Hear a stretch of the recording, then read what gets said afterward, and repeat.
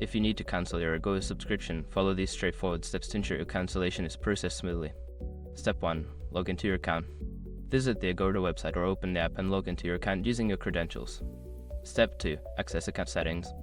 Once logged in, navigate to your account settings. This is usually found in the menu under your profile or account name. Step 3. Find subscription details. In the account settings, look for a section related to subscriptions or memberships. Click on it to view your current subscription details. Step 4. Initiate cancellation. Within the subscription details, there should be an option to cancel your subscription. Click on this option and follow any prompts that appear. Step 5. Confirm cancellation. After initiating the cancellation, you may be asked to confirm your decision. Make sure to confirm the cancellation to finalize the process. Once you've completed these steps, your Agoda subscription should be successfully cancelled. If you encounter any issues, consider reaching out to Agoda's customer support for assistance.